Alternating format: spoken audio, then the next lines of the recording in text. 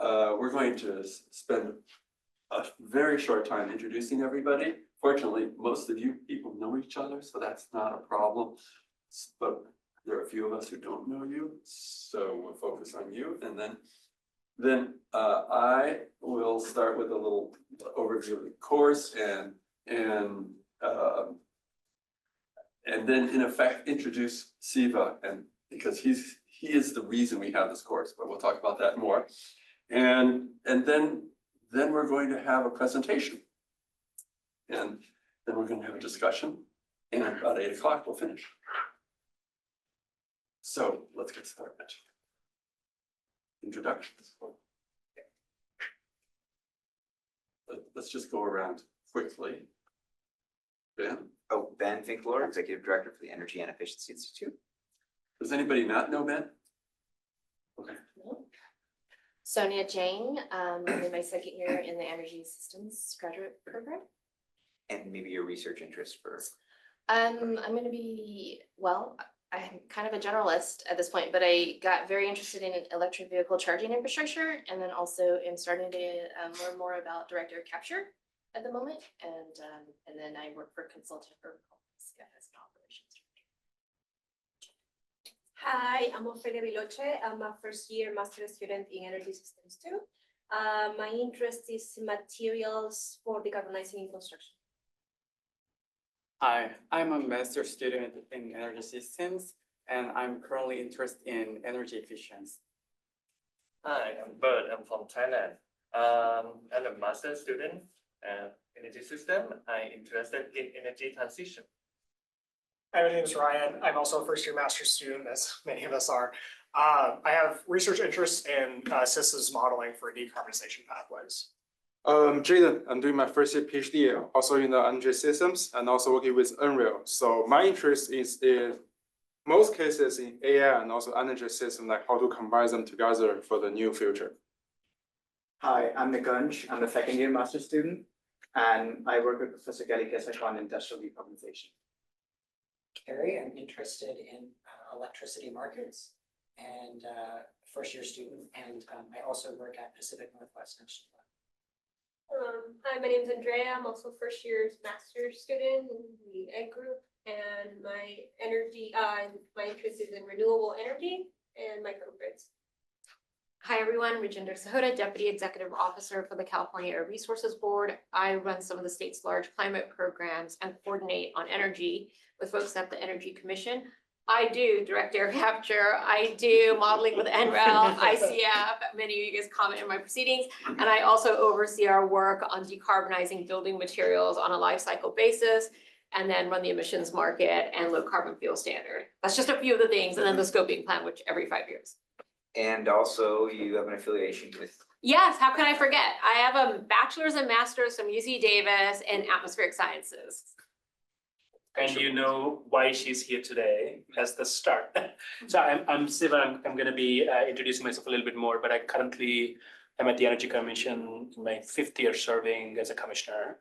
I'm there on the just work on electricity markets, broadly electricity planning issues, and we'll talk a little bit more about the motivation of that of this class in a little bit. So Beth, looking forward to this class. It's wonderful to be back. Great, let's go on.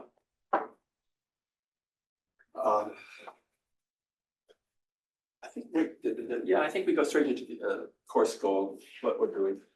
The course is, it's a seminar. That's the most important thing to realize. So we're going to be talking a lot and listening and I hope having some constructive discussions among yourselves and with the speaker. But the goal of the course is to better understand some of the trade-offs that will be necessary to achieve the energy transition. And that's the reason that's important for you is self-evident, I guess. You all just said you're involved in some way with the energy transition. So I think that's been made clear that you're in the right place at the right time and with the right people. So then, but in this course, we're going to introduce you to some of those trade-offs. And the way we're going to introduce you to those trade-offs is through two ways. One is to observe the discussions and the conversations between some of the policymakers and how they are coming to some sort of, we hope, common ground to get to that transition. And what kinds of concessions, if you wish, or where can they start with an agreement? I'm going to let Siva talk about that a lot more. So, but for you, the important thing to know is that we're going to have these two approaches. One is you're going to observe and participate in some of those discussions, and then you're going to do a more narrow investigation through a project, a group project about some. Well, let's just call it a case study for a moment, because I'll talk about that some more. And I mentioned here that Siva is going to explain the origins of this course a little later on. That doesn't work, so I got to do that one. That one, okay. All right. I'll help you. Thank you. I'm my professor too. Okay, so there aren't too many mechanics for this course. I struggled to fill a whole page with them, so that's why I mentioned the schedule. The assignments are, well, maybe they're fourfold. So we want you to do the reading. It's not going to be too hard, but you've got to do the reading to prepare for the speaker, so you don't sound foolish. And if necessary, I'll embarrass you if it's clear you haven't done the the reading, and Siva will explain why that's the wrong thing to do if you're looking for common ground. So we'll get to that.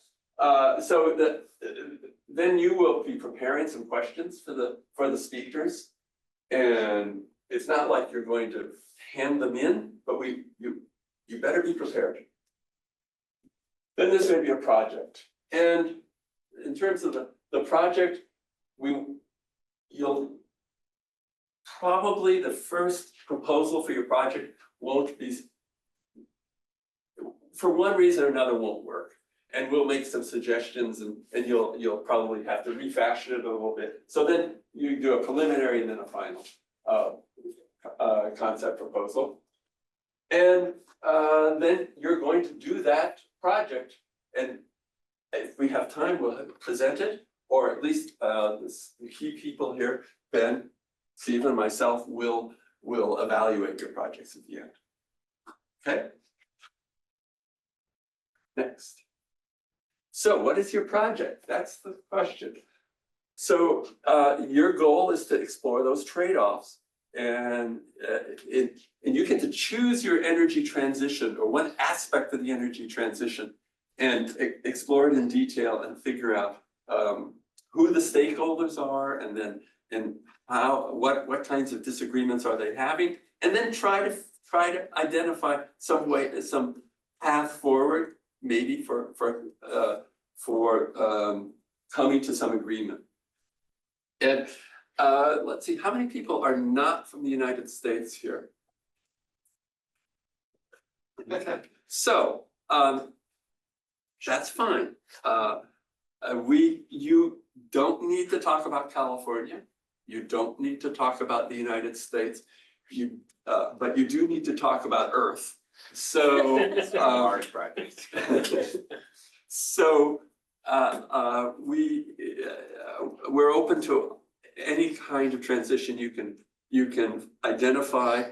However, since you'll be working in teams, it might be a challenge to find the right project in Mexico or in Japan or Korea or whatever you want. And the next thing is, what is the project going to look like? And that's a good question, because we don't know. We want you to try to devise the best means of presenting your findings to us. And actually, least interesting to us is a white paper or some written paper. We would prefer a video that you create, maybe even a PowerPoint or something, or any other kind of medium that you think is appropriate to convey the process and your findings. And if that's vague, you're right. But we want to challenge you. And then the last point is there'll be teams. We expect the teams to consist of 2 to 3 people. So you look around, you know everybody here. That's right. You don't need to make any, shy introductions or anything. You've actually worked together. I know who Jaden's worked with, and Andrea, you worked alone last on your project. Carrie, I don't know who were any of your teammates? Well, like No. mentioned, Ryan and I did a big group project last. Okay, right, so you all know each other, you can figure out and sort yourselves out. Okay, move on. So you're wondering, what are the topics? Here's a list of them. I'm not going to read them out because my voice is almost gone already, but it does give you a sense of the diversity. And start thinking about what areas you might want to focus on. So topics, Yeah. Another friend, he waiting for the. I just sent it to him, Vinayak. Yeah, I just sent him the Zoom link. Okay. Yeah, my apologies for, I don't know why we didn't send it to him, but thank you. Move on. That's it for me. Now it's up to Siva. Okay. To explain who you are and the origins of this course. Unless there are any questions. Yeah, maybe start the questions out or just bring up my slides. Are you all in shock? So as we're pulling it together, I think maybe it'll be really helpful. One, I believe, I would assume that you're taking this class because you like Professor Meyer. So, but it would be lovely to really hear from you, maybe as I'm pulling my slides, why are you taking this class? What's the motivation? What are you thinking you will learn from this? Because a part of what we're trying to do is we want this to be an experience where you are able to have an honest conversation to understand how to think about trade-offs. And I think it'll challenge both your expertise and your personal values, right? Sometimes as an ambassador of trade-offs and that work, you have to pull yourself out and just kind of lay that, we might end up where we end up, but it's important for us to consider fully and holistically for a particular policy or a solution, what the trade-offs look like, right? So, and we thought, from our collective, wisdom and experience, we thought this could be a good way to structure a class where speakers are coming in and hopefully in real time or in this space, have them debate where we are going and why, right? Except for Rajendra, because Rajendra knows it and she'll tell us how to do things. So today she'll set the stage at the top, But hopefully over the next several topics, we'll bring in slightly different opinions and they could speak freely without kind of pandering to a certain talking point, but just discussing with you why they think they should go a certain way. And you can observe that, take it in, and hopefully that'll expand the way you think about your professional careers. That was our hope. And we're definitely building the plane as we're flying, but that doesn't mean we don't want you to waste your time, right? So we think we have a good minimum viable product, but we want to expand it to as good as possible over this year, but in future years. So if anybody can, willing to offer just a couple of sentences on why you're here, be really helpful. I'm here because one of the titles of the class is like trade-offs, and so that really spoke to me in itself because I work a lot with tribal communities on a personal level, not professionally. And they get a lot of negative comments about renewable energy, stuff like that, because they don't feel like their voices are at the table. So I'm definitely here to figure out, well, who is at the table of these applications and maybe who might not be, being heard, or maybe they are, but they don't feel heard. Yeah. That's awesome. I mean, this is kind of going to be a two-way learning experience. Thank you for sharing that. Anybody else? Yeah. So I just want to learn how to make the negotiation, because trade-off is two sides, they need to discuss the things and then find a deal, right? So what is the art of the trade-off? And in my previous years, many things. So I just want to learn what is the energy sector for the trade-off? And also one interesting is just like 1 week ago, I also have a quick discussion with one guy, like he's running a consulting firm in China, in Shanghai, China. And he's also like want to do more business, like, what's consulting for the energy sector. So I just want to learn like how to make the trade-off, no matter from the politics view or from the business view. So I think this is an art, and there's still a long way for me to learn and also act. Awesome. It's a great point. We'll take one more comment and then jump in. Anybody else feeling it? I was intrigued by the public agencies that might be represented as well, and hearing from the public agency side about some of the constraints that need to be considered when working with all the stakeholders, and then the regulatory aspects, which get kind of complex. Awesome. We should have all of you teach the class, so we give it to each other, right? I mean, that's kind of like what you just said is kind of the core, all the comments. So what I'm going to try and do, so first of all, extend my sincere gratitude to Alan and Ben. So Alan was my first class in UC Davis, the energy efficiency. Fundamentals of energy Energy efficiency. efficiency, and then Everybody here took it except Ryan. he got me hooked on to the domain of energy efficiency, and I was a student here. I worked for Ben for almost 10 years, and we've been in touch. And when I started as a commissioner, I called Ben and asked him, please come so I can have somebody in our office for a little while I get my going. So he was kind enough to be at the Energy Commission for a year and help me get my footing in this role. So I just wanted to kind of use this opportunity now to just frame the class a little bit. But given the time, I would love to end my discussion a little bit before 7 so that Rajinder has a full hour to kind of talk about scoping plan and the have discussion. Yeah. Half an hour in discussion, right? As much time as she wants to, because I think that's a good starting point. So, and again, we discussed that Alan and Ben are going to jump in and add as we go.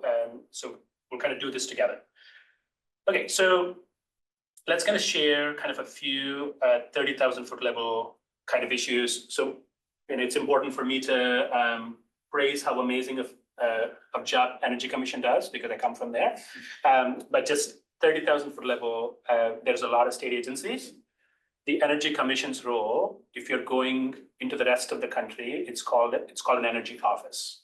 We have a commission in California that's mostly an energy office directly under the governor. There's usually 2 or 3 people. It's like roughly 10 people is the maximum I've seen in an energy office across the country. And at the Energy Commission, we have 1,000 people, right? It's a different scale, completely different authority. And it's because it's a commission because we're a decision-making body, right? So there's a few people that I want to highlight, but largely it falls under, we are kind of the EIA for California, get the energy data, put it out there and have it accessible. A lot of clean energy investments for California go through the CEC. So whether it's building electrification, some type of transportation electrification is shared between CARB and CEC, but a lot of investments on R&D, all of that goes through CEC. So it's in the way we describe it, it's a clean energy investment vehicle for the state, right? So that's third, we have permitting roles. We have 3 regulatory roles, three ones, so 3 particular ones. So one, we permit power plants. So any power plant that's over 50 megawatts has to go to the commission to be permitted to operate in California. We developed the building codes and standards, which most of you probably know when I'm working here in the efficiency group. And more recently, we have been given some regulatory power to regulate refineries in California, oil refineries. So we do that.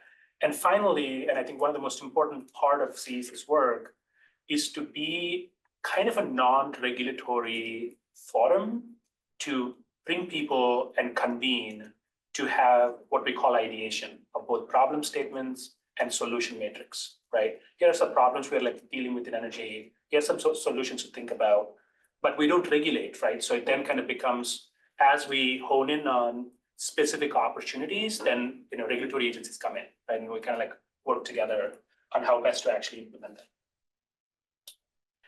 So one of the motivations for this class is to just a recognition, right? And obviously your generation is probably the hardest hit in terms of climate change, right? I mean, I think to the extent that climate change is there and happening, it's one of the most pressing issues for us. And at this point, when we think about climate change, you cannot solve that without energy system, right? So the energy system is critical to that discussion. We also talk about environment, and there's a huge environmental footprint from what we do in energy, all the way from offshore drilling to even building solar power plants, and then the covering deserts with solar power plants, right? So all of that has important implication on environment. And as you see there, the chart, I think it's pretty well understood that access to cheap energy is kind of directly correlated to the success of an economy, right? So that has been something that we've observed, and now we're transitioning our system. And how do we do that in a way that we still have that economic growth? And I'm looking forward to Rajinder to shape that discussion. Then going into economy, it's an integral part of the economy, and then social justice, right? I mean, an important recognition is if you look at a county like Kern in California, right? A county that has an economy that's based on extraction of oil and gas, right? It has a lot of, and it's a factual statement to say that California benefited in terms of economy because of Kern, right? It's also interesting to note that the Kern County is solely responsible for more than 50% of clean energy installation in California, right? Just solar, wind, right? It's largely solar. It mostly comes from Kern. So they've done that energy transition, but oftentimes there's a perception that Kern County is a problem, right? So how do you create the conditions for them to succeed, while they kind of have to transition their economy and workforce into the new economy, right? So it's important. But then it's important to know that economic growth in California, whether it's gold, oil, gas, whatever, costed some of us more than others. Whether it's tribes, whether it's communities that lived close to the pollution, it comes on their shoulders. They have more burden to pay than us, living in Davis for me, and recognizing that as an important part of this transition is important for all of us, right? Okay, so I'm going to now rush through because I want to see as fast as I can. 30,000 foot level, and Rajinder is going to cover this. We have a deluge of agencies and departments. We have 37 agencies under the executive branch. And all those 37 agencies have multiple departments all working to implement state policy. As it pertains to electricity, there are many, but I'm going to focus on the top three, which is the CARB, right? Which is California Resources Board. We start there. It's important because we look to CARB as the central place for conversation on developing a blueprint. What is if we are going to pursue carbon neutrality in an equitable manner that has positive health impacts, which agency should do that? And that's CARB. So we all look to CARB to kind of develop that scoping plan, which then kind of feeds into, more narrowly, what does that mean for the electricity system? And then goes into implementation, right? So policy, planning, implementation, right? So it's kind of keeps going in circles, and we look to CARB for that. Now, and Rajinder will probably talk about this. It's well established within California now that as a state, in order to reach our carbon neutrality and decarbonization goals, much of the economy needs to be electrified and supported with a reliable, clean grid, right? That's kind of pursuit. So there are a bunch of different policy goals, 100% retail sales of electricity by 2045 to be clean, right? Zero carbon. That's a huge target to work towards. We have RPS goals in the interim. We have other goals. All of them have to be harmonized, right? Every time the legislature kind of creates a new bill. But as we are doing that, climate change is happening, right? Over the last 5 years, especially, we are seeing extraordinary events, heat, the drought, fires, all of them are happening so quickly. How do you do that and transition in a way that we are all together? That we're just kind of not going past each other, talking past each other. So that's something we'll talk about in this class. And finally, there's a need for clean molecules, and a lot of work is done by CARB on that, and we'll talk about that. Most importantly, as we're creating the new economy, how are we going to manage the transition away from the existing economy? and existing energy systems. It's not going to be easy. How many of you still drive a gas car? So as we talk about this, let's think about that. We're all using gasoline. We want to get rid of gasoline. How? What's the trade-off? And who's paying for it, right? So let's just kind of be open-minded to have those discussions. This is just to kind of make you feel like what the hell is going on is the purpose of the slide. So in terms of like now we moved from climate agenda into the electric agenda, right? We're coming one step down. So how does electricity planning happen in California? This is just a 30,000 foot level. We are only talking about 80% of California, which is under CPUC's jurisdiction. And each time we have a new regulator coming in, we'll talk about that. So that's the Public Utilities Commission. The California Public Utilities Commission is a constitutional agency, right? They don't even have, they don't report through the governors and the executive branch, right? But they have constitutional authority. And they regulate the utilities, which are monopolies in California. So this is how it happens. We start with the CARB scoping plan. This is a general trajectory. Again, this is like every day we nuance this. There is the SB 100, which is the 100% retail clean energy, clean electricity. That kind of goes into CARB, and then it's kind of like a vice versa. And then we have the Energy Commission produces every 2 years what is called an integrated energy policy report. All insights, that ideation that I talked about. So those go into CARB, and then that's like one of 1,000 inputs that CARB gets. So that's, I'm just talking about one particular area, which is the electricity. Then we take the CARB scoping plan, the SB 100 goals, the integrated energy policy report goals, all goes into CPUC's IRP, which is the integrated resource planning. This is how they're planning the new grid, what the resources should be, right? And all of that then goes to the independent system operator for building out transmission and other infrastructure needed. So that is probably a 1% of the real picture, right? But if I can summarize in some shape or form, that's the complexity that we deal with. All these agencies exist for a reason, for creating checks and balances, for creating processes, but that you need to navigate, right? And this is where I want to kind of give the central pitch for this class. We're talking about regulation, and these regulations are not happening in vacuum. They're happening because the democracy, which is represented by the legislature, is telling us to do something, right? So you have democracy, democratic forces, you have regulatory forces that are trying to operationalize that, and somehow free markets should flourish in the middle of all this, right? If I'm giving the complexity of the story of the state agencies, how do you create the conditions for success for private markets to take on, right? And the important part of regulatory agencies also is to look for common good that is not going to be delivered by the market, right? And then those voices who cannot be uplifted needs to be represented by the government, right? So we're trying to do public good that is going to be a market failure if you leave it to the market. And how do you create the conditions in this complex transition?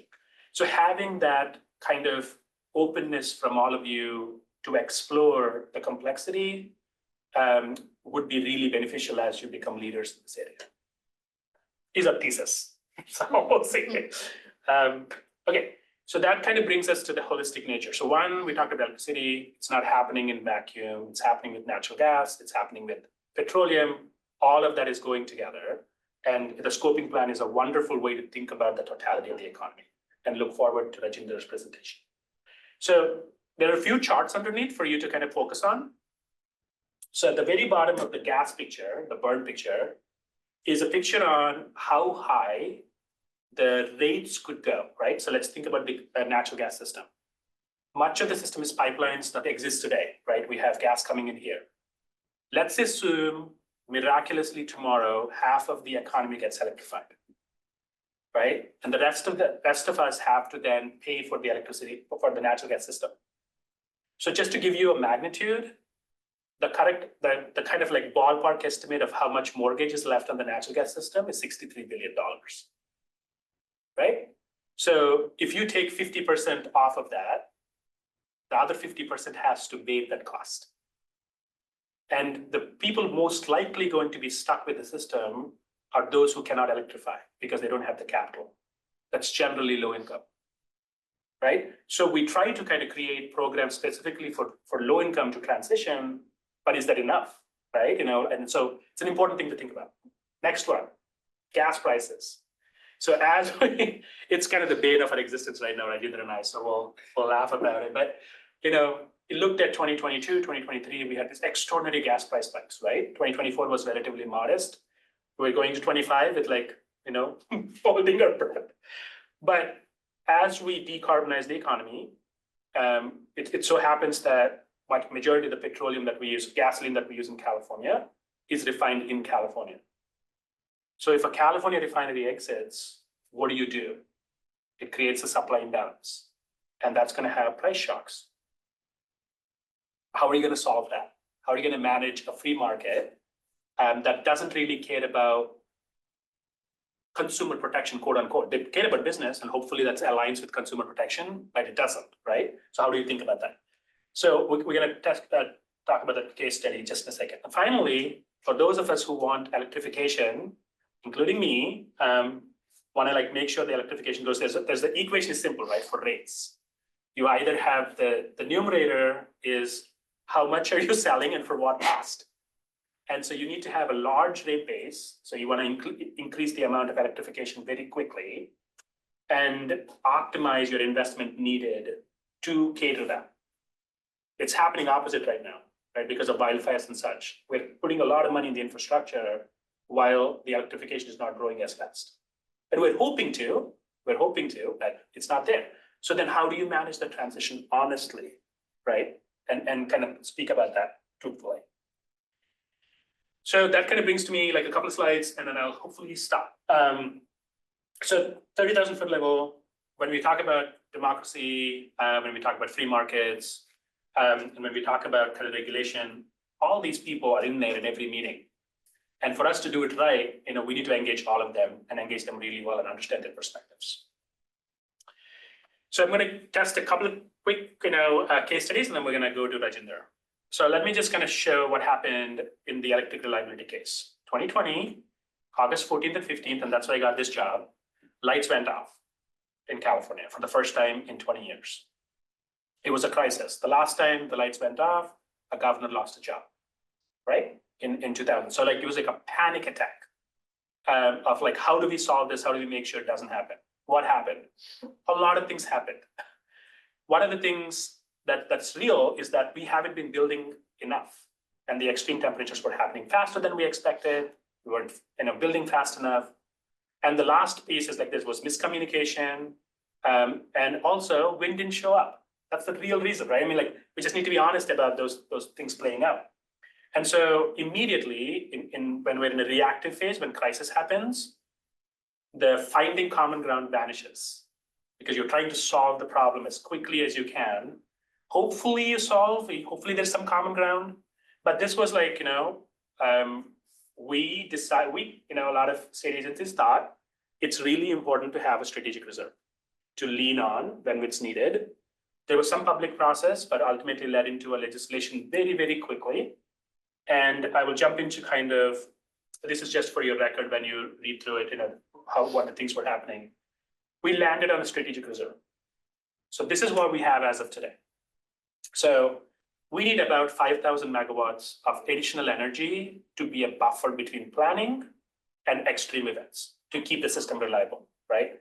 And we know that we cannot have the ratepayers pay the entire amount. So we decide. So at the top line, right, they would say strategic reserve, which is the biggest chunk, right, about 3,000 megawatts. We decided, not because of whim, the only thing that was accessible to the government, the state, was these natural gas power plants that are going to retire soon on their own. We went to bat to keep them going, right? So there's 3,000 megawatts is 3 power plants, mostly on the coast, all of them are on the coast, in the middle of communities that are really impacted. And this was directly a motivation for this class. I was there testifying on why that is needed, right? I will still testify why it is needed, absolutely.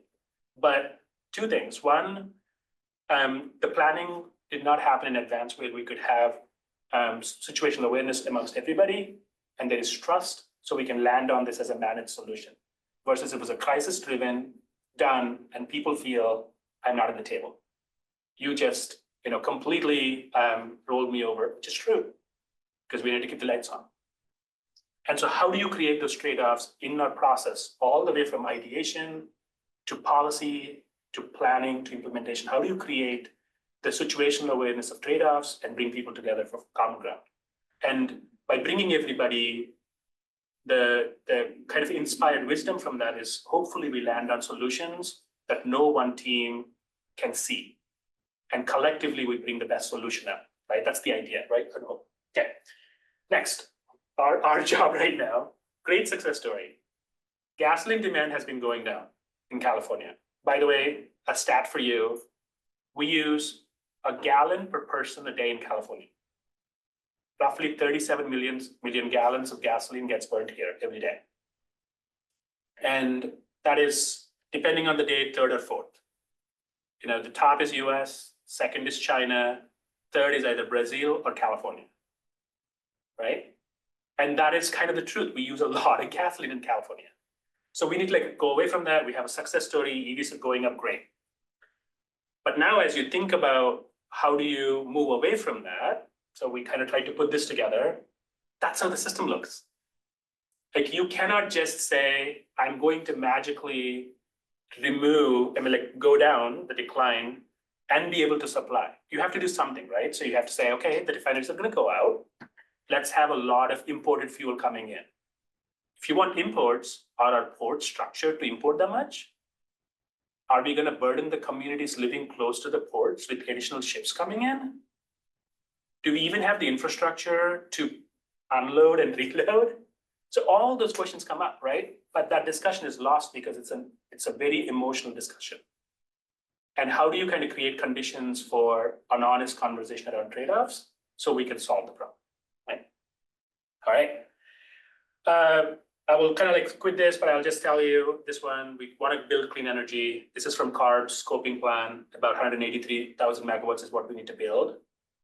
Right now, an updated analysis between the three of us, CARB, CPUC, and CEC, suggests it's close to 250 under certain cases. That is 2.5 million acres of land. So the same people who want the transition do not want anything to be built in California. What gives? How do we understand the trade-offs? Right? So something's got to give, right? So before anything gives, the most important thing is leaders like you who can create the trust in the information and set the table with trade-offs. We can decide to do anything together, but the trade-offs need to be understood. Trade-offs should not be lied about, should not be walked away from, right? Okay, I'll swipe.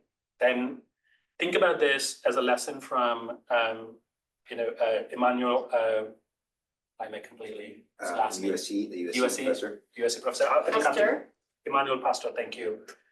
One of the great insights that I've gotten in one of our works was, think about this as our system, right? Words really matter. We cannot make it mine or yours, right? It's our system. Timing of engagement matters. When you engage and how often you engage is really important in these conversations. People matter. People are not stick figures. People are not set points or nodes. They're real, and you need to recognize them as people.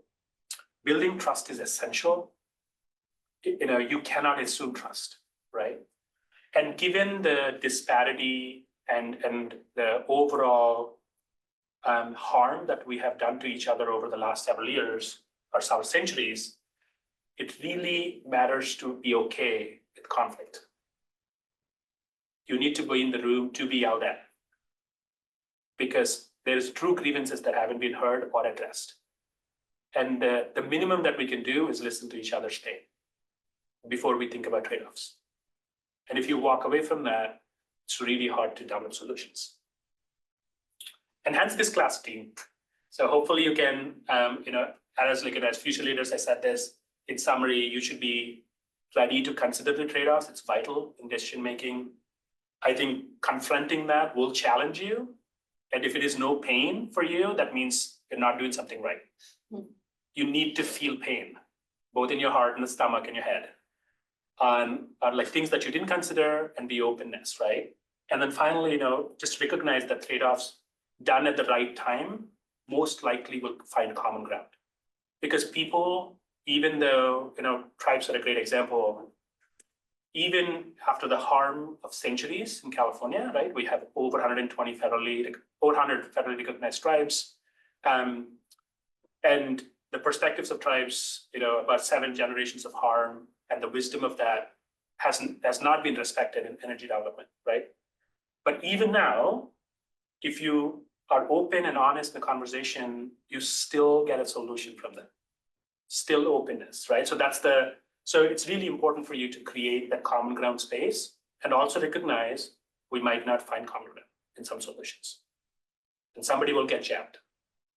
And your job is to make sure you don't jam as much as possible and not be dishonest about jamming.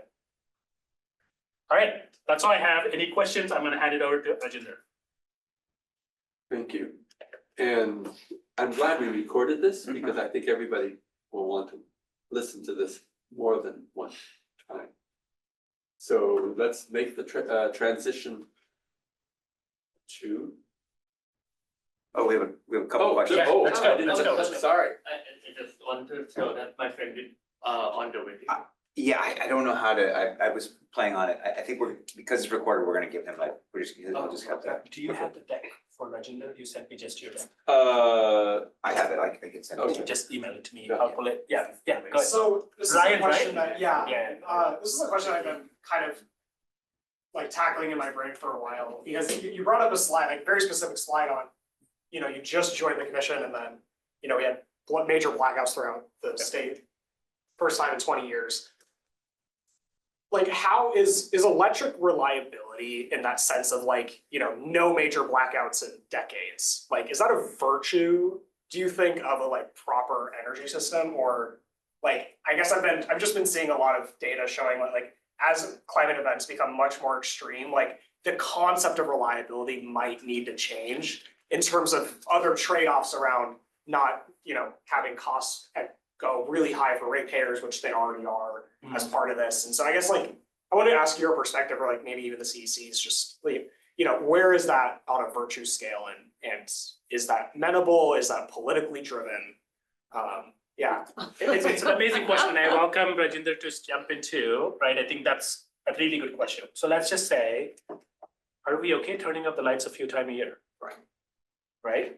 And it's like super targeted at certain neighborhoods that is like, hopefully it's pleasant or also wealthy maybe, or like it's kind of maybe just, certain loads we know are kind of like not available in the evening, but it's very political, right? Like if you look at the way some of the news media covered what happened in California in 2020 and what happened in Texas in 2021, right? It's exactly the same. Yeah. Like California got even more flack, right? I mean, but if you look at the event size, California's event size was minimal. There was a lot of harm, but not fatalities, right? If you look at like Texas, many weeks, right? And it immediately becomes a political nightmare on selling on a climate agenda. Yeah. Right? So that's really like, but if all of us agree that there are other ways to do it, we should entertain that. I think that's a very legitimate question. I think that's a policy question. The other part is like we thought through money, right? So the strategic reserve was largely funded through general fund, not ratepayer fund. But it only funds us through 2026 in some case, and then 2028. What are we going to do beyond that, right? So that discussion is happening right now. And I will offer, one person kind of talked about regional markets, who's interested in markets. I forget your name. Oh, Carrie. Carrie mentioned that. That could be an opportunity, right? If you think about the climate event being smaller than the market geographically, there's an opportunity to share or get resources, right? But even something like that has opposition, right? Because there's a potential, and again, we need to be honest about it, potential for the markets to create conditions for development of fossil resources outside of California, right? Small, but it exists. What's the trade-off, right? So totally, that's a great kind of question. I think I emailed it to you. Right, Rajendra, do you want to add anything, Rajendra, on that one? Yeah, I think the politics can't be understated because whichever party is in power, the other party will blame them and all of their agenda for not having power. And then power, like moving to renewables, like Siva said, is really, really important, and many advocates want us to move there. But when I've had conversations with advocates, they will push for 100% renewable tomorrow, but they also want to not build anything in California. Yeah. So where does it get built when the footprint of renewables is so much larger than the footprint of fossil? So all of these things come up and we start to ask these questions, especially in the scoping plan. You know, I hear you, Sierra Club, you want 100% renewable tomorrow, but you're telling me I can't build anywhere in any of these regions. So where am I building it? And they'll say, oh, that's our local offices. We don't talk to them. So that also happens, right? You've got like the state level, national level advocates in some of the space. That includes labor, that includes politics, that includes industry. And then you've got local, really hyper local. And sometimes it doesn't agree. It doesn't agree across government. It doesn't agree across advocates, and it doesn't agree across industry and labor. I mean, we struggle aligning sometimes because statutorily, we're created for different purposes. Yeah. And we are created to disagree with each other. But the disagreement ultimately should not come at the expense of losing trust or action, right? But it could stall action significantly. Can I just add one thing here? You know, some people chase ambulances, but I chase power outages. And so I've studied them around the world. And one thing is clear, politicians lose or get kicked out as a result of outages. And in fact, I'm shocked that Texas didn't suffer some sort of political change, and maybe it still will. But I've seen them in Japan and Australia, California, and all over the world. If there is a power outage, the government changes. I think that the railroad commissioners, I believe Texas lost re-election, Thank you. Yeah. but not the governor. So as Rajendra kind of jumps in, I just wanted to give a sense of gratitude to her for showing up today. So luckily for me, I have 3 mentors. So Rajendra, when I first started at the Energy Commission, I'm like, Rajendra, can you just tell me what to do? You know, because there's so many times I'm like, I have no idea. I needed a friend to call in. And Rajendra was that colleague kind of helping me understand the broader picture. And just appreciate her taking the time to talk. And then I think kind of pepper her with questions, and I find her extremely, extremely knowledgeable. So. Thank you, and now I have to deliver on that. But also Siva is a great partner at the Energy Commission because so much of climate policy is really energy policy. And I say this at talking events all the time, especially when there's investors out there, because we want private investment in clean technology, clean energy in California. And so we always come out with, it's an energy transition first and foremost, and how you do that really matters in terms of the people, in terms of the statutes, the authorities across different agencies, different levels of government. So the scoping plan was created under AB 32, which was the landmark statute that created a greenhouse gas reduction target for 2020, which was to return to 1990 levels. That scoping plan gets updated once every 5 years. And with that comes a lot of discussion and engagement and collaboration with many state agencies. CEC, CPUC, Natural Resources Agency are probably the 4 big ones, and throw in CARB, the 4 big ones in this conversation, because we touch energy, transportation, industry, and we touch natural and working lands, because that is part of the story for us. So there's different roles, different levels of government. I want to touch on this. The first one is you have a governor. The governor gets to sign legislation. He gets to sign executive orders. And we have legislation AB 32, SB 32, AB 1279, which set targets for reducing greenhouse gases across the state. We also have other sector targets like SB 100, which Siva talked about, SB 1383, which is on methane and other short-lived climate pollutants. When you look at the roster of all the legislation that touches greenhouse gases and touches us trying to achieve carbon neutrality by mid-century, it is dozens and dozens and dozens. There's probably about 24 that are the top hallmark ones. And what our job to do is to take all of those statutes, all of those targets, and write a story for California. How do we hit all of those by coordinating action across different sectors, across energy landscapes, across different agencies? How do we actually get to that overall target while still getting to all those other sub-targets that we have set in statute? So that's a scoping plan, and I'll go through that.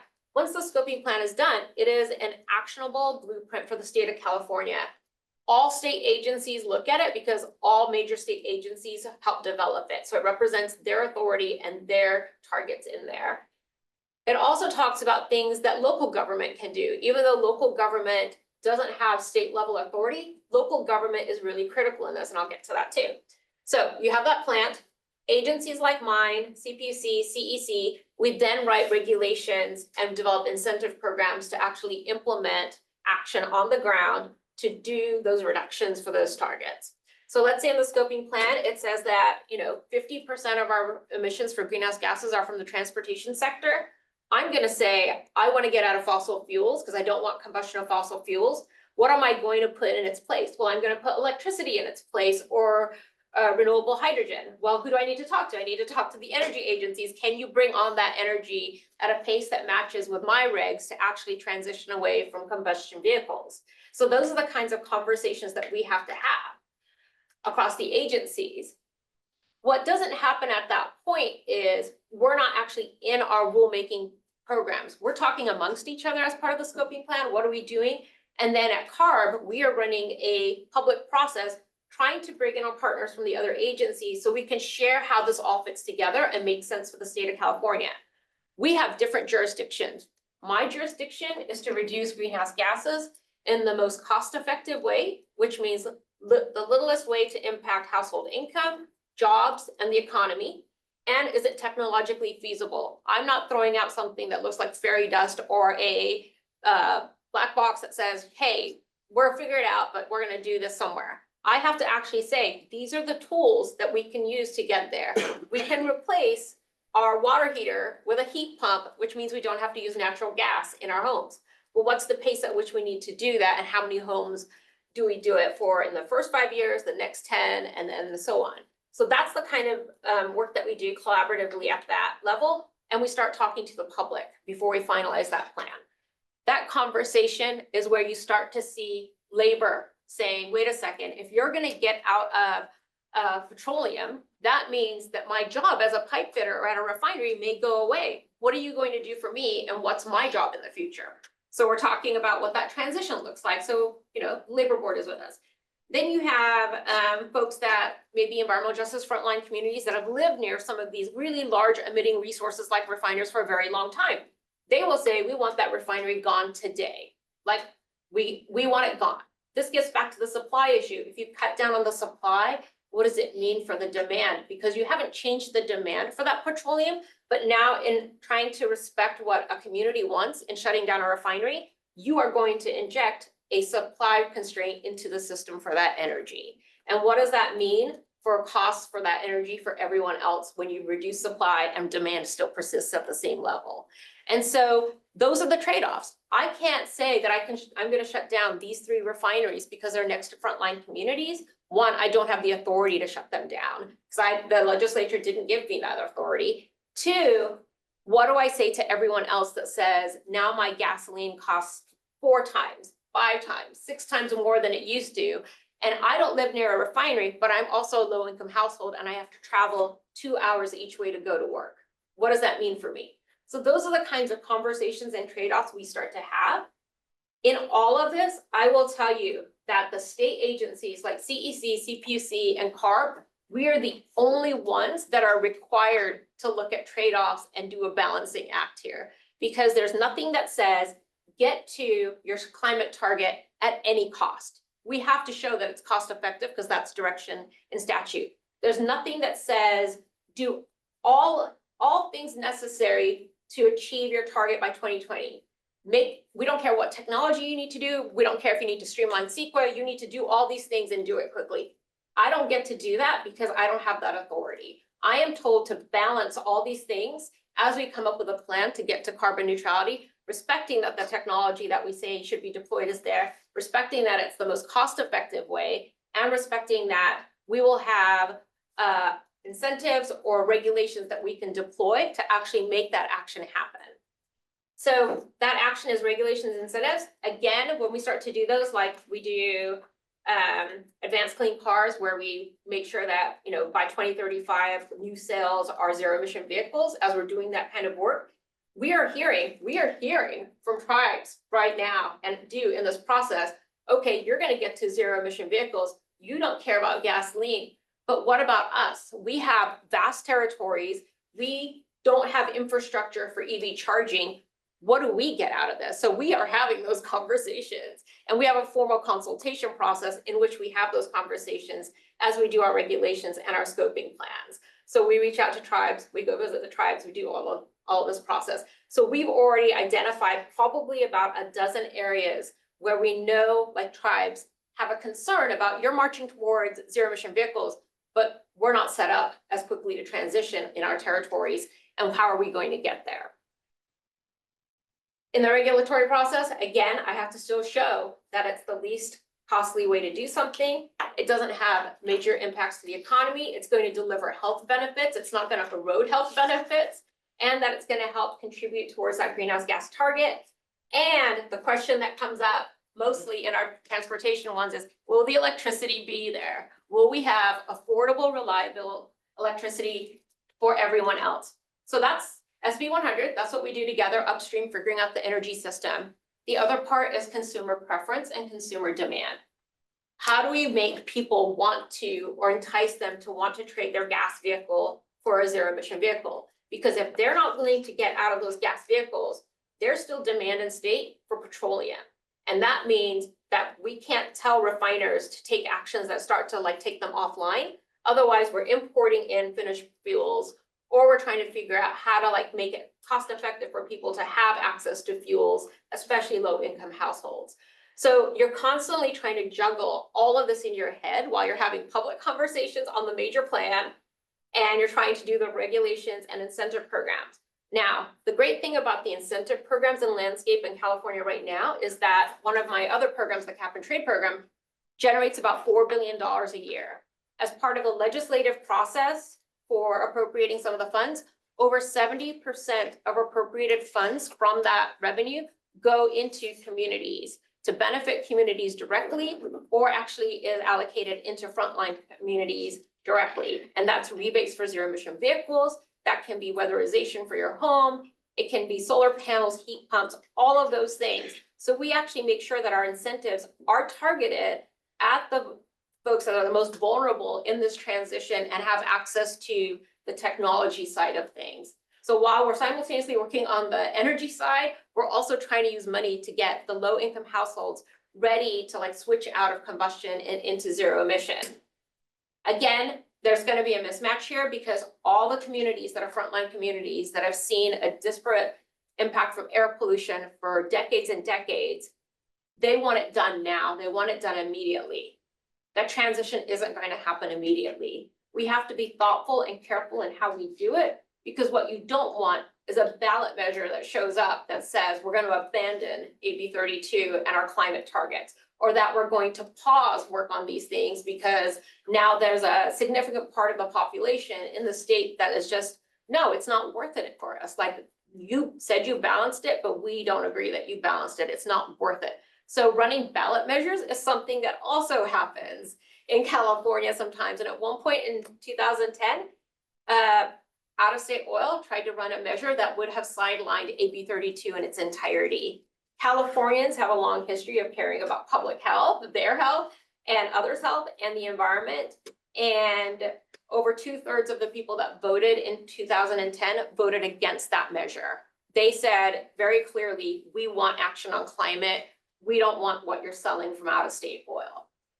The other crazy part is, because California is so big, about 40 million people, it's the world's 5th largest economy. a lot of things that happen here become models for other states. We see statutes passed here. We have the AB 32 scoping plan. New York has a scoping plan now. Other regions have the same kind of things that they pick up. So when something's happening in California, you get a lot of out-of-state energy industry labor trying to actually derail, stall, or change what's happening in California because they don't want that to make it out of the state if we're successful. So there's entrenched market interests here. They don't want change. You've got environmental justice advocates and you've got some other advocates on the environment. They want change immediately. And then we're stuck in the middle because we have to use 5 different lenses to get to an outcome. And what we tell ourselves a lot of the times is if we get to something and nobody's happy with us, we probably did a good job of balancing it. What we hear though is you didn't do what I wanted you to do, so you didn't hear me. Labor will say you didn't work with us. Industry will say, well, you don't care about the economy. Advocates will say you didn't hear us. We get that all the time, and you have to be comfortable with that. If you're not comfortable in that space, you're not going to be able to like sit there and be like, I've got 5 different things. I have to look through each of those. I have to respond to each of those in writing in my regulation or my program. I have to defend it on each of those publicly because I will be held accountable on each of those points. You're not going to be able to be successful in that space. And so being comfortable with trade-offs is really, really important in some of the jobs that we have because we aren't able to use a single lens. We can't, even if I thought that oil companies should go away tomorrow, which may have occurred to me over the last 20 years, even if I thought that, I can't do it. It's not going to be a good example for how you do a transition away from fossil fuels to clean fuels. It's not a model that can be replicated in other parts of the US or other countries, because on climate, it's not just what we do in California, it's how we do it. And is it something that can be a model for other people to pick up? Knowing that you're not going to make everybody happy. And you go into it knowing you don't make everybody happy. And sometimes even if you reflect some of their words, like we reflected 72 of 200 recommendations from the Environmental Justice Advisory Committee that we have in our scoping plan. And they will tell you today, we ignored that. That's what happens in these spaces. So the narrative is CARB doesn't work well with environmental justice. That's out there. There's always this notion that if I don't get everything, you didn't try. So that you just have to get comfortable. Labor does it, industry does it all the time. Industry will also run dirty ads against you. Everyone hates LCFS right now because the fossil You fuel. gotta explain LCF. They don't know that. Oh, low carbon fuel standard. It's like the RPS kind of program for fossil fuels and petroleum and transportation fuels. Your fuel mix, if you're delivered to California, has to get cleaner and cleaner and cleaner over time. And then the local element is the project. So you get to the ground, local agencies, planning agencies, zoning agencies, county boards get to decide if a project actually happens. You've got the target, you've got a plan, you've got a regulation, or you've got incentive money to now do something on the ground, but you still need local government to actually let that project happen because the state doesn't have authority to permit on the ground. You do uniquely on power plants, but none of us do on anything else. And so what happens there is, again, there's a conversation with advocates, with community members, with industry, with labor, with folks that see it as a tax base arguing against or for a project, like on an individual project. And a lot of times we see projects fail. So renewable energy projects, there was a statistic out of Columbia University that talked about how many states had passed ordinances against utility scale solar. And then there was a report about how in Southern California, they had also passed bans against utility scale solar because people didn't want it. Like people like the idea of clean energy, they just don't want to look at clean energy production. And so it's like, how do you make those connections for people? Like it's a trade-off. You want clean energy, but I might have to put a wind tower, or I might need to put a solar field, over that hill. Or you may have to see part of it from your kitchen window. And a lot of times we get people that are like, I bought my house because I like the view and I don't want to see that in my view. But you ask them separately, do you support clean energy? almost 100% of the time, they will say yes. So those are the kinds of things that happen at the local level. Now, my other story I have for you on this is, again, Sierra Club. Sierra Club came to us in 2022 and to the governor's office and said we needed to accelerate the SB 100 targets. And I was like, there's no way we can accelerate those targets. There's just no way. There's so much work to be done. There's just no way. And then they turned around and then sent a letter wanting to set aside thousands of acres as protected land in the state. And so I was on a call with like some of our colleagues at the governor's office. I'm like, do you think they realize how these two don't work together? Like even within an organization, you see this crosswise kind of like our advocacy is this, but yes, we also care about that. So we're gonna jump on that. And the thing for some of the groups out there, whether it's industry, labor, or advocates, is they don't have to make sense in that way. They don't have to like find a way for those things to coexist or balance across them, but we do, because that's our charge in statute. And so that's another place where you see some of this trade-off conversation come up. So this is, you will have the deck. This is just the targets to show you where we are. We got to the 2020 target early, many years early. We're working towards that 40%. That blip is, by the way, in 2020, that's the pandemic that happened. Our sources, our largest sources of significance, transportation tailpipe is about 40%. Half of industry is refining and oil and gas extraction. So the state of California, the majority of greenhouse gases is somehow related to the transportation sector. A majority of our PM, particulate matter emissions, and then NOx, which are criteria pollutants, have local health impacts. Those are largely due to transportation as well. There is no path without us getting off of fossil fuels in the state of California. And that means, what is the replacement energy? We can't just turn energy off. We have to replace it with something. And that's where electricity and renewable hydrogen come in as the answer to what we're trying to do. Electricity shows up in transportation, residential, agricultural, commercial. It shows up in every sector in some way when we look at the decarbonization.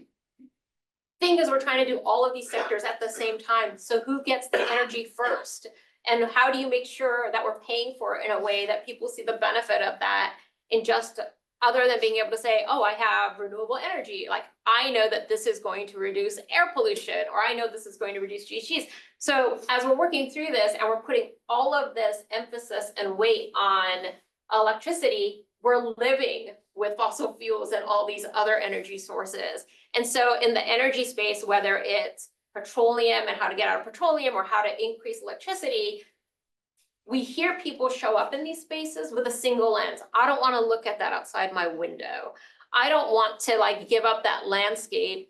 I care about this tree today, and I don't think that there should be anything there. And I'm not trying to belittle any of this, but these are the things that we hear from our comment letters. We hear those from advocates, and then you get industry. I only run in the summertime because I'm a food processor, and agriculture is a huge part of the state's economy, especially part of the economy in the Central Valley. What if my power isn't there? What if I get off of gas and go to a boiler and I don't have electricity because the grid isn't reliable?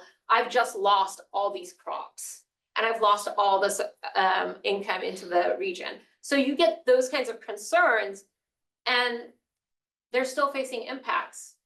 People still lose their homes to wildfires. We are still seeing drought and heat waves destroy crops across the state of California. Like, the impacts will keep happening no matter what. But I think people don't recognize that when they're saying no to options and like being comfortable or understanding the trade-offs, they're saying yes to status quo, which is, we're not going to take any action. And is that an okay outcome? So we kept saying that when we did the scoping plan. You are effectively saying yes to status quo, because you're saying don't do anything until you've done these 7 different things. But you know that fossil fuels are going to lead to health impacts. You know your children are going to have increased incidence of asthma if they live near a freeway or a distribution center. And you're saying that's okay because you didn't get your policy perfect, because they weren't willing to live the trade-offs. And that's what we encounter all the time in some of the work that I do at our agency. So carbon neutrality, it's all about the energy that we use in transportation, fossil fuel production, industry, energy generation itself, and natural working lands. It's also about the sink, so direct air capture. One of the big questions coming up right now is what's gonna power direct air capture? You all want huge amounts of direct air capture, 20 million metric tons by 2030, 100 million metric tons by 2045. Where's that power gonna come from? And so those questions come back to what does that load look like? In addition to your AI and data centers and all that stuff that's going on. It's like, where do you put that energy first? And how do you start to think about all the different sectors, all the targets that they individually have, and that the demand is there for all of them to somehow simultaneously move away from fossil and combustion to clean energy, whether it's renewable hydrogen or electricity. And so even within these silos of these different kinds of sectors, you get different advocates asking for different things. So in transportation, we will hear everybody wants 100% ZEV cells by 2035. We have a reg on that. They want it to be all electric. On the residential side, I will hear all buildings should be electric. We need a 6 million electric ready homes or climate friendly homes by 2030. So I'm bringing to Siva and to our colleagues at CPUC, here's all the sectors where I need energy to meet my air pollution and my greenhouse gas target. How am I going to get it? And they're like, well, wait a second, this is what we're gonna do, because if we do all this, it's not affordable for California. And that means I have to go back and have a conversation. How do we think about this and how do we handle uncertainty? How do we respond when we're at an oversight hearing with the legislature? Why in that moment, in that bill, I can't say with certainty I will hit their target. Because all of these things and that system approach is something that I think we're familiar with. It comes up in the scoping plan, but a lot of people like to really look at things as being very siloed, whether it's a sector, whether it's a statute, or whether it's a single issue or lens that they want to bring to that issue. And you run into it all the time. And it's really hard to break people out of it. It really, really is. So, you know, the more effective we are at reducing greenhouse gases and turning our natural working lands into a sink, not a source through wildfires over the next few decades, the less we need direct air capture. We keep going back to this because I will hear from advocates, carbon dioxide removal is being used as a get out of jail free card for reducing greenhouse gas emissions. And we've always said, no, we have targets to reduce greenhouse gas emissions, but we know we need to start scaling these other technologies because there will be some residual emissions in the middle of the century that don't have options that we know of today. We might, but we don't know of them today. And so that's why we have to put resources into it. And this becomes an opportunity cost. A lot of people will say, well, you're putting money to scale something up that's really expensive today. Why can't you use that money for the electricity sector? And we're like, look, we're going as hard as we can on the electricity sector, but we also showed in the scoping plan, we're going to need this, and unless we start scaling it, it won't come down in cost and be ready for when we need it. So we need to do all of these and find a way to do all of these now. And then just, you know, the 85%, when we did the modeling for our scoping plan, you can see the emissions by sector in 2022, and then you can see them in 2045. 2045 is due to CCUS, so on the smokestack, and a significant amount of electrification across the entire economy. You know, the issue again is going to be people, you know, it's if electricity isn't there in a meaningful way for some of the medium and heavy duty loads for transportation, it has to be renewable hydrogen, which can go further, has more energy on volume and can go further. Well, renewable hydrogen, I even hear from people, we only want renewable hydrogen that's only electrolytic with renewables. Well, how many places can I put that electricity? I have to have a different option. And my different option is going to be biogas used to produce hydrogen through steam methane reformation. And people say, no, we don't want that because then dairies will get bigger so they can give you biogas so you can do this. And it's like, the dairies are getting bigger because all sectors start to aggregate for efficiencies. There's consolidation across all industry at some point in time. We've seen this happening for 2 decades on dairies.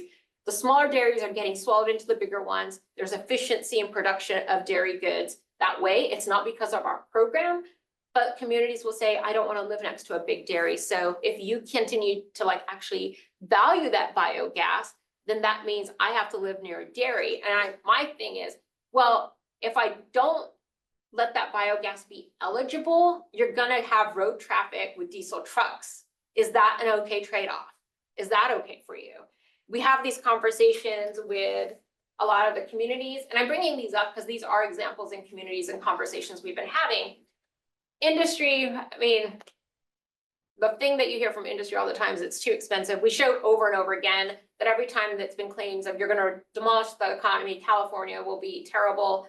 We've shown that things can scale and come down in cost if you have strong policy and regulatory incentive signals to make sure that people see a consistent place for investment. So there's these trade-offs that are happening, but people again like to look at it very siloed, and you have to be comfortable like talking through the trade-off and making sure people understand there's a trade-off. They may never agree. And I've said publicly in many meetings, my job would be easy if I only had to use your lens, but I don't get to do that. I have to look at all of these issues simultaneously. So I can't be where you are, but do I think that we need to get out of fossil fuels as quickly as possible? Absolutely. But I can't turn anything off. And I'm pretty sure if you couldn't buy gas tomorrow, many of us would be really, really upset about it. So part of the backbone to the story. Just check, so Nick, to give you, you manage your time. Okay, thanks. Yeah. I'm almost done. Is the grid. You'll have these slides. Everyone talks about the costs of gasoline. Costs of gasoline are used effectively by the fossil fuel petroleum industry to like stall and delay climate action. Well, there's real costs coming through on the climate impact side that people are going to see. Your insurance for home loans is going to go up. That makes it harder for people to even buy their first home. Having a first home is part of building that generational wealth that gets passed on to your children and then onto their children. And so that connection of how these pieces fit together also gets lost when people are bombarded by tomorrow, you're going to have to pay 20 more cents for a gallon of gasoline. Because again, the ads will force you to look at one aspect and not think about the entire story of what your affordability and costs are going to be. And then this is just some stats, like if we're successful, we would see a 94% decrease in liquid petroleum fuel demand, but that also means getting out 37 times more zero emission vehicles on the road, 6 times more electric appliances in residences, a scaling of hydrogen by 1,700 times current levels, 4 times installed wind solar generation capacity, and managing our natural working lands, 2.5 million acres of climate action every year for the next 25 years. If we can do all those and live with some of the trade-offs there, then we would see the benefits of that petroleum fuel demand, the fossil gas demand, a decrease in methane emissions, and a decrease in wildfire emissions. But there's so much that lives right between the left and the right column there. And if you're not comfortable with some of the things and trade-offs to do everything on the left, you don't get the benefits that you see on the right. And then this was just from the governor's press release when we released it. So they were part and parcel of the development of the plan. That's it. Happy to take any questions. Okay, so we have 30 minutes to kind of go through questions. Kind of just a suggestion for you to think about, because this is a class about trade-offs, and kind of bringing your experiences to the table. If something Rajinder or I said that made you feel like, that's completely crazy, I don't agree with that, you should listen to that. Yeah. So we can have a conversation about it.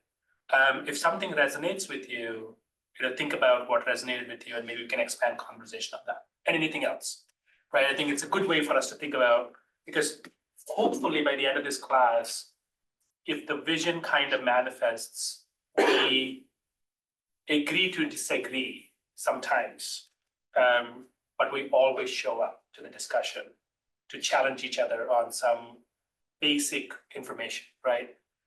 Sometimes analysis is limited, that's a fact, and we can't get all the analysis right.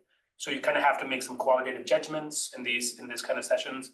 But largely, because of the public process that exists at the agencies, you're challenged along the process to make sure the analytics that is developed is largely directionally factual, right?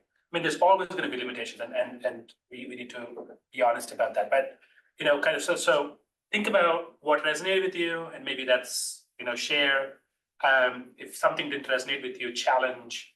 And I wanna just, maybe start, Rajinder, I think you've mentioned this a few times in your conversation about, I personally know the hard emotional toll it takes. You know, for a person like you, I've observed it from outside, doing this kind of work in the 5th largest economy in the world, that then sets the stage for a lot of other economies to kind of duplicate or kind of be inspired by. It's not easy. So from the front lines, can you share maybe a little bit on what you think personally for you, you're able to like succeed in, you know, trade-offs? Yeah. And what is the success built on? And where do you lose people and why? Okay. So I have to personally believe that the work that we do on net is improving people's health and protecting the environment. Like if I didn't believe that, and that was the direction that we were pushing something and it wouldn't achieve those, then I wouldn't want to be part of it. So for me, when I'm talking to communities or I'm talking to industry and they're pushing back on something I'm saying, I have to believe that if we move forward with that and we get those outcomes, those will be a benefit overall to people. Even if they don't see the benefit today, I need to know there's a benefit. Even if they want to use a different lens, I need to know that one of our missions, and this goes back to jurisdiction, is to protect public health. So you may not want to live next to a dairy, but I know that your exposure is actually driven by diesel trucks in your community. And if I can get that biogas into diesel trucks, your overall exposure to harmful air pollution will go down. We know this. We have modeling, we have data that shows this. And so unless the dairy itself poses a direct health impact, which we've done lots of monitoring, they're all monitored, then I get that you don't want to live next to it. I completely appreciate that. But I don't believe that leaving dirty trucks on the road in your community is the right outcome for public health. And all too often, I think what we see is that single lens and an unwillingness sometimes, or an inability to see beyond that. And when we've seen it, we've said, status quo is this okay? And you'll get an alternative. But if that alternative that they want me to do isn't within my authority, or I don't have statutory authority or the ability to make that happen, I can't give that. And that's not because I don't care. It's because I don't have the money. I don't have the authority to do what you're asking me as a different option in this moment today. And we can have those conversations, but once you, in one-on-one, some of those conversations are great. Like people are fine, one-on-one, they're fine. But when you get in these group settings where you know it's something as big as a scoping plan, SB 100, and the press is there and everybody starts to like this is my opportunity to go big on my lens and say, this is what we need. And that's where we have to like take more of a, we're gonna let you have your airtime, you have a right to be here in a public setting, say what you need to say, and then we fall back on the data and the analyses and the science. Because if we can't stand by all of those and like actually be confident speaking to those in the public space, then we can't build why our option is still better and the right option overall. On a personal level, I mean, I have been called an ass in a public meeting. Like people have, I've been called a baby killer walking into our building. And I like babies. I don't have a problem with babies. Can I not pay attention sometimes? Sure, I might be busy or like spacing out. But on net, I show up because I know I have to get some valuable input because I need to figure out if I can or cannot reflect it. And I'm going to have to respond to it somewhere because somebody else is going to ask me these questions. And so I want to have that dialogue. I think the other hard part about showing up in these spaces is that it's constant. In some of these jobs, it's all you do all the time. So I know for Siva, myself, and some of the other senior leadership at the state agencies, because our role is so outward facing, sometimes people will move away from talking about the issues and they'll make it about you. So have I had stories planted in the press about me? Absolutely. There was a story that I cut out environmental justice in a piece of legislation. When that bill was moving through the legislature, I was in the hospital because I was sick. Our governor's office saw the story and they were really, really unhappy that that was what was happening because nobody knew I was in the hospital. But then they planted the story that it had to be me. And with my name, with my title, all of it. And everyone that knew I was out, they all had my back. They were like, oh yeah, this is terrible. Like, no, we'll help you. We got you. We'll take care of it. But when people can't argue back on the merits of the data or the analysis that you've done or the science behind the work that you're doing or the other information that you bring to bear, I've had it turn personal. And that, I think that goes to what Siva said. Some of these plans are so critical when you think about the world's 5th largest economy and how they become a model elsewhere, that sometimes people go to any and all efforts to stop that plan from going forward, even if it means attacking the people that are leading them. So again, you have to be comfortable with that. It sucks. My team will say it sucks and they'll be like, why didn't you say something back when she called you an ass? I'm like, actually, it was better for me to just let her say the word and sit here and like let it hang out there for the next 2 minutes and let it sink into the rest of the room.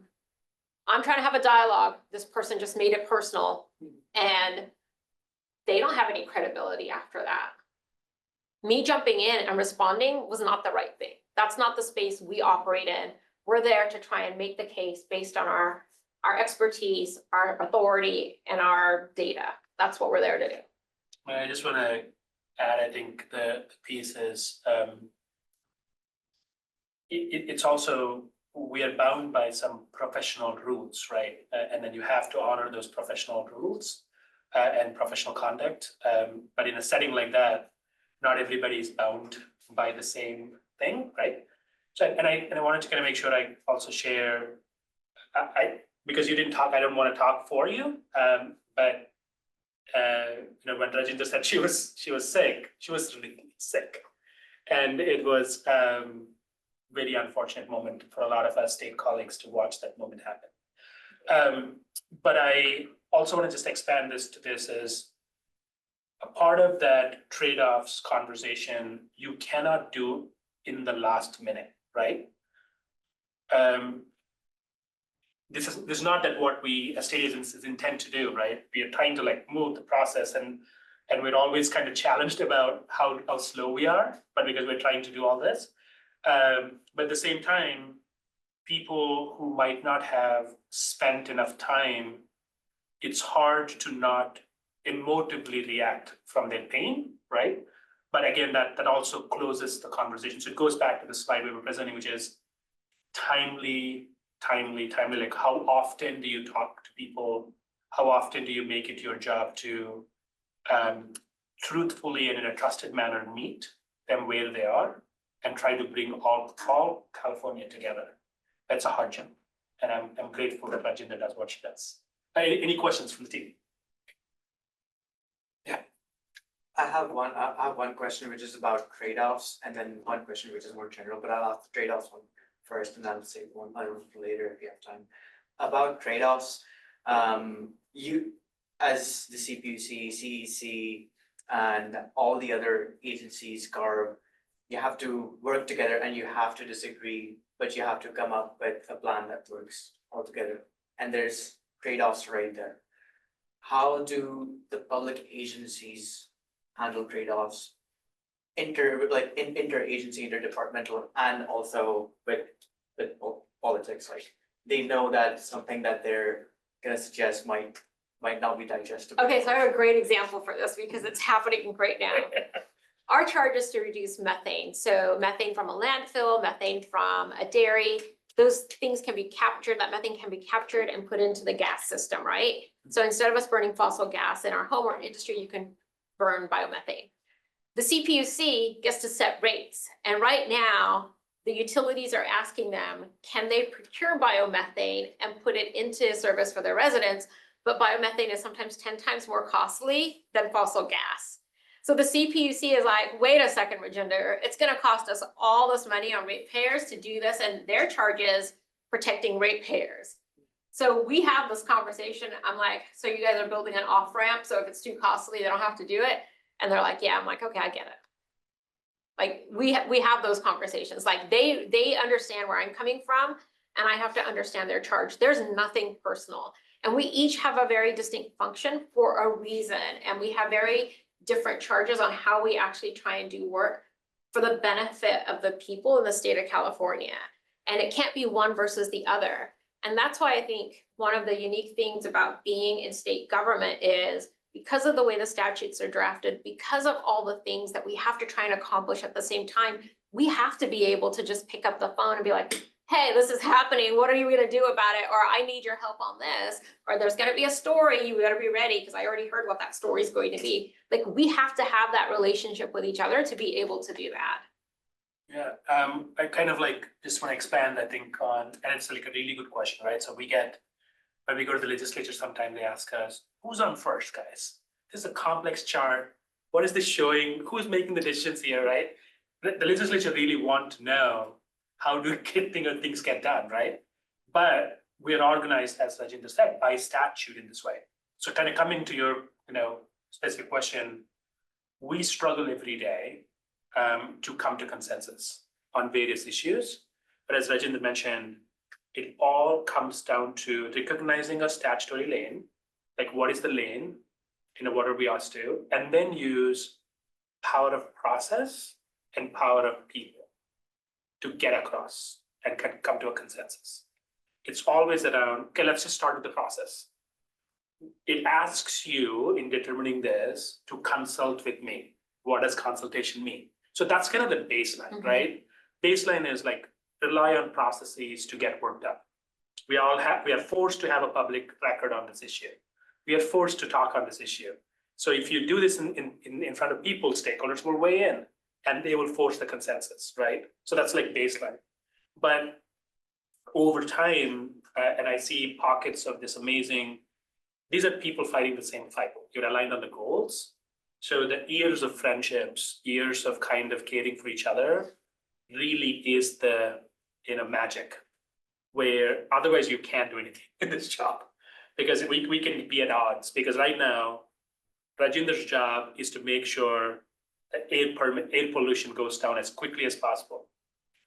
My job is to keep the prices at the gasoline pump stable. They're completely at odds certain times. Yes. Completely at odds. And so, What are we gonna do with that? yeah, so we kind of like talk about like exactly the trade-off, right? That's a sore spot. Sorry, So we have, so one of the, so just a indication there, right? But I didn't walk through the complexity of the chart I showed. I don't know how many of you track this. If you look at the Midwestern refineries, oil refineries, they cannot operate on Midwestern oil. They run better on Canadian oil, right? Because it's slightly thinner stuff, right? So what US does is produces a lot of gas and petroleum, ships it away elsewhere, and then buys from Canada, right? So then you stop Canadian crude coming in, right? Or let's take California now. Most of California was built to process California crude. So if I'm going to stop California crude, those refineries are not going to run as efficiently because they were not designed for other oils. But we do want to shut down oil production in California. How do you do that, right? Because there's a direct impact to each one of these things and the infrastructure pieces.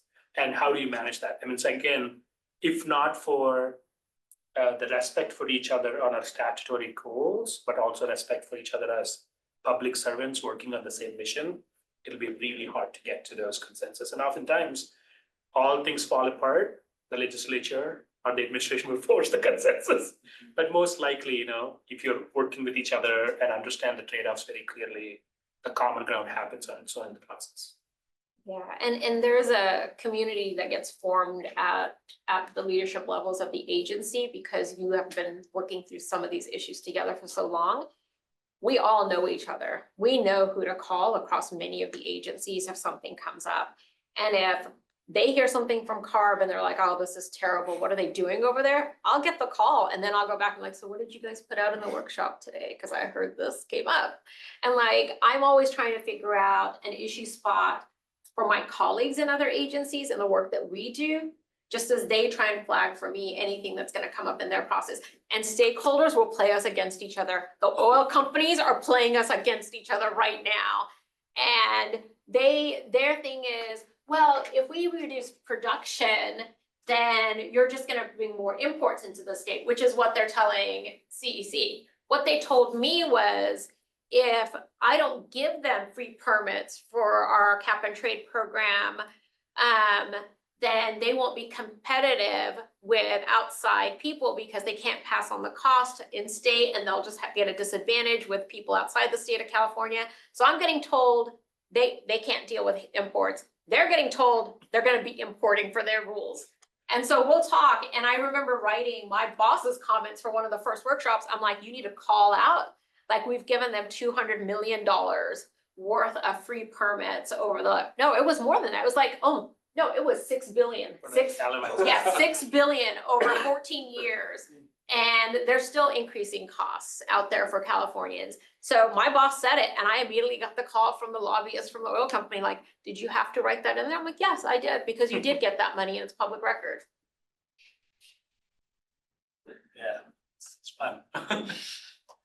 So I feel like that's actually a pretty good segue, because I'm hoping you can answer this in terms of CDR, but if you have another anecdote, that's great. But like, how do you consider like the efficiency of investments to like reducing carbon emissions? I just wanted to do some like quick math, and you know, current CDR prices like price carbon much higher than what the cap and trade rate is right now, right? It's like $34-ish, I think. And then CDR solutions range, but you know, over $100, especially for direct air capture. And you mentioned that for 2045, you know, a big part of that's going to be CCUS, right? So, like, have you looked at, you know, let's say if you put $500 million towards supporting CCUS, you know, technology and invest in infrastructure, like, would, you know, instead of investing that 500 million in, you know, building electrification, right, or building efficiencies for, you know, building codes, how do you balance like kind of that concept of like, well, maybe like this money might be more efficient elsewhere, but you know, having other considerations with that, when maybe it would be that extra 500 million or billion or whatever would create faster reduction in carbon? So that's a great question, and we've looked at this a couple of times. First is, we're not putting any public money at this time into CDR. There's incentives. And what we've heard from companies, the big emitters like the Chevrons, all of them, is that, and some of the power plants, is that with the federal tax incentive and where cap and trade prices are projected to be this decade, they think it's going to work out to where they will want to deploy those technologies. So that's the polluters paying to actually put that technology on and helping scale costs for everyone else. We don't mandate it, but we're trying to get the cost there through the programs. In terms of like the money for things like electrification and the big projects, I actually think that it's completely appropriate to put public money towards some of that infrastructure that serves a broader good. The CCUS and the scaling of that should be borne by the biggest polluters right now. And the energy agents, the energy companies, the fossil fuel companies, they're a nemesis and they're a friend, because I don't want their product that they're selling today, but I want them to invest in the product I want for tomorrow. And so you also have to do that dance of, how do I keep sending the signals that, hey, we actually don't like what you're selling today, but I know that you have the resources and all of the staffing and the research development programs to actually help scale some of this. And so we lean on them heavily to help on scaling. It happened on solar panels. It happened on so many other kinds of technologies where the fossil fuel industry did some of the early research. Then they abandoned it because they probably realized what it meant for their primary business. But then we picked it up and kept going. And we are always clear that in the beginning, for some of these technologies, the costs are gonna be high, but you see it in solar panels, you see it in battery storage, or batteries for EVs, how quickly the costs come down. And that's the pattern you see over and over, and that's what we rely on, is like, the story isn't it's high forever, we need to get this group to start paying for it now, and then it comes down for everyone else later. I think of, right, I think one point that you just kind of like laid out is something we're struggling with, and I think, it'll be fun to explore in this class, right? Is kind of goes to what Rajendra just said. How do you give investment certainty that's needed? Like, on the back of the envelope, right? You can kind of just say, transmission for electric grid is 50 billion. Distribution is 50 billion. Clean buildings is 100 billion. Transportation is 150. So you can very quickly calculate like $500 billion of investment that's needed. And how do you mobilize private capital in a way that they have the investor confidence that the solution will scale, or if they're in the decline phase, you still invest until the decline happens, right? It's been really, really hard. I mean, like, for example, the refineries right now, how am I creating any investment, incentive for them to keep the refinery as well maintained as long as I need it? Right, so like it's a really good question, and I think it kind of goes to the core of this class of how does the regulation and the state intervention intersect with the market structures and allows for investment. So we'll continue to think through. Yeah. And just on that example, I'll say you're kind of caught in the middle even on that point, because you have frontline communities that don't want those resources next to you, right? But you also need those resources to exist to meet that broader need in the economy. But you also want them to invest to make it cleaner while they're there. So, but then when you see a whole wall of resistance to some technology like CDR, there's a lot of resistance to CDR as a get out of jail free card. Yeah. We are now in the position of defending it so that we can keep that investor money flowing towards it. Right. So then we have to play the job of, we're doing things to help your community get better air and like reduce the emissions.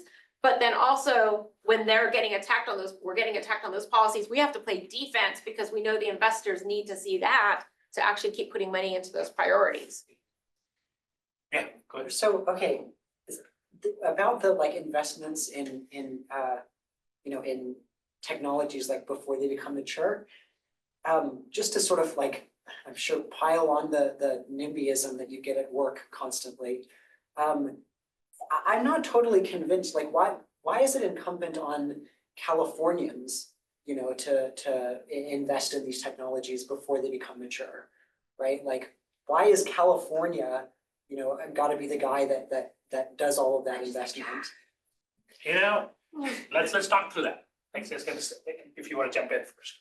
No, I was gonna say, this is the politics, right? So you have a full-time legislature, you have governors that oversee the world's 5th largest economy. We occupy a space on a national stage that is not very similar or available to other governors. And so what you've seen for decade after decade is California stepping up to be a leader. And now that's kind of the legacy. And every time a new body of legislative people come in or a governor comes in, they want to keep that mantle of we're leaders in this space. We're leaders everywhere when it comes to like social programs, when it comes to environmental programs, when it comes to public health programs. And that reflects, I mean, the people that are getting into those jobs reflects who we're voting for. Yeah, I think I just wanted to kind of piggyback on that one, and I think it's a really good question, right? So like, it all comes down to the premise again, why do we do anything we do in the state, right? And I kind of like, when I'm asked a question along these lines of the legislature, my answer typically is under most likely assumption and presumption, and probably the truth, that legislature reflects the will of the state. And if it is true, then the will of the state is for us to be leaders and to accelerate the solution, because we both have the legacy of, we are 1% of the world's pollution. That's not small, right? 40 million people responsible for 1%. That's a lot, right? So we have the legacy to solve that. And we're also the 5th largest economy, so we have the opportunity to solve that. So I think, that in the balance, when the prosperity exists, there's a lot of opportunity for people to kind of ask to do that. And I think, that kind of like created a legacy. And, the legacy was like small, bite-sized innovation to major shift in our climate policy. And at the end of the day, I'm proud of what we do as California. And I live the lived experience of how difficult that is and the consequence of that. I think that's the discourse. I mean, if all of us are okay saying, look, we could figure out a way to kind of have the lights turn off, and we're proud of it, because that's the California way. We don't care about losing lights a few days, and because we are investing all that money in taking care of communities, right? So if I have a cost curve, right, that kind of goes linearly for a while to kind of resource my electric grid, and then it starts going exponentially from there, how far should I buy? At what point can I say my willingness of buying that risk down is very low, because I would rather put my money in something else. But it so happens that if the state of California votes to get rid of a governor after lights go off, it's very hard to think that that's the mandate of the people. Yeah. So it's kind of, that's the tricky part is, I think majority of Californians want this happen very clearly, but we can manage that by educating each other more honestly. And I think that's where we are. We're like, went, and then now we're like, how do we manage this decline in an honest way? And hence this class and pitching this class constant. That's what Ben told me I needed to do. Yeah, they can withdraw up to the second week and things. Yeah. That's the trade-off. Yeah, it's a trade-off. It's a But we know who you are. Last question, because Yeah. it's 7:58. My question isn't trade-off related, so if your question is about trade-off, you should go.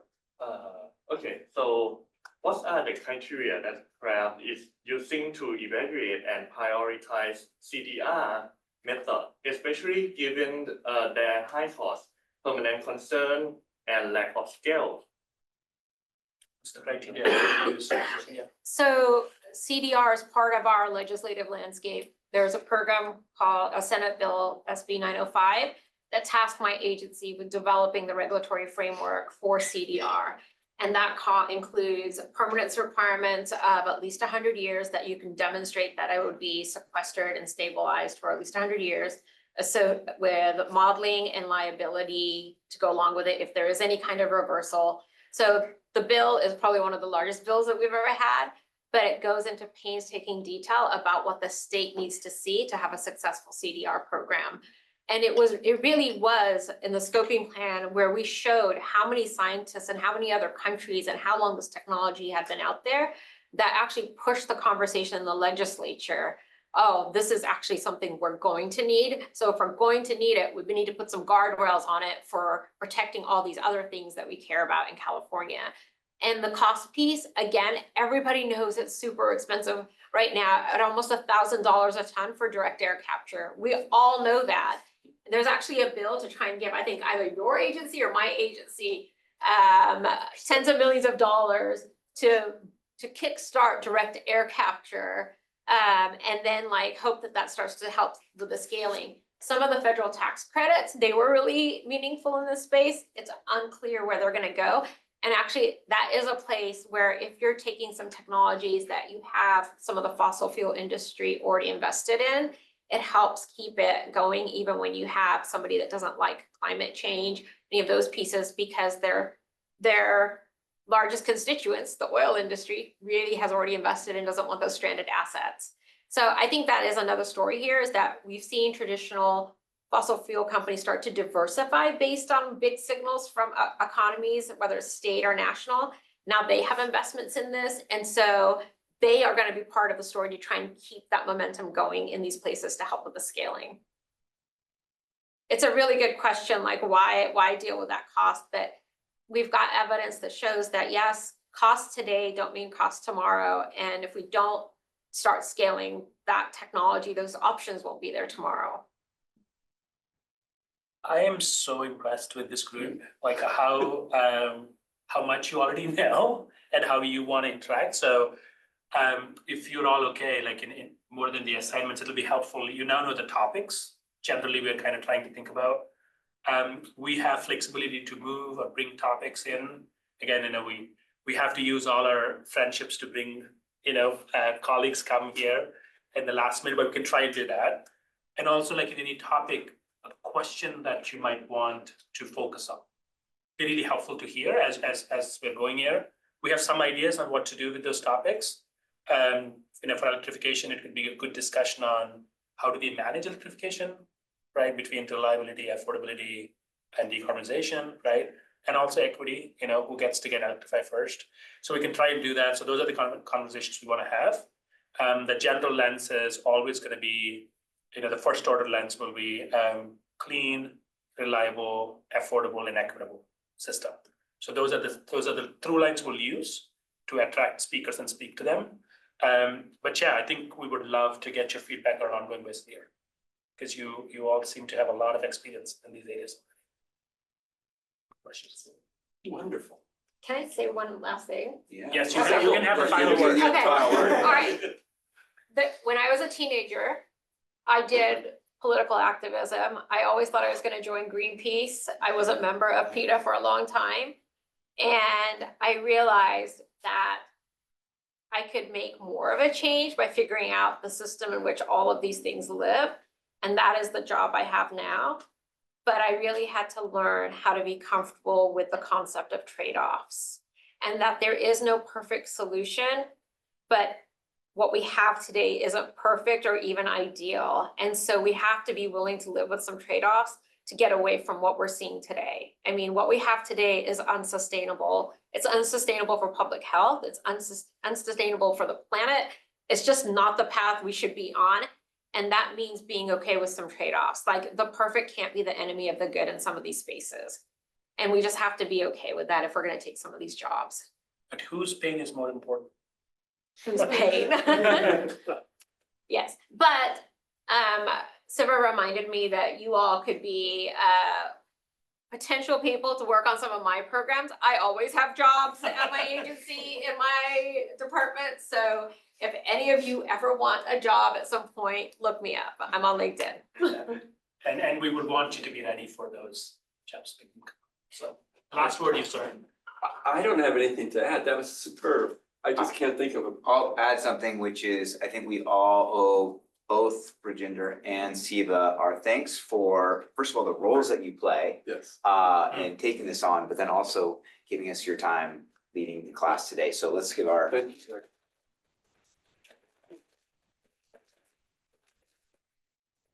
And no good deed goes unpunished, so you might get a call again, come by. I feel like I live in Davis, and I was just saying that I was part of the process to help interview and vet some of the candidates for the dean for the College of Ag, Econ, and Sciences. And so I'm constantly on campus doing something here. So when Siva reached out, I was like, yeah, I'm in town, I can do it. Oh, good.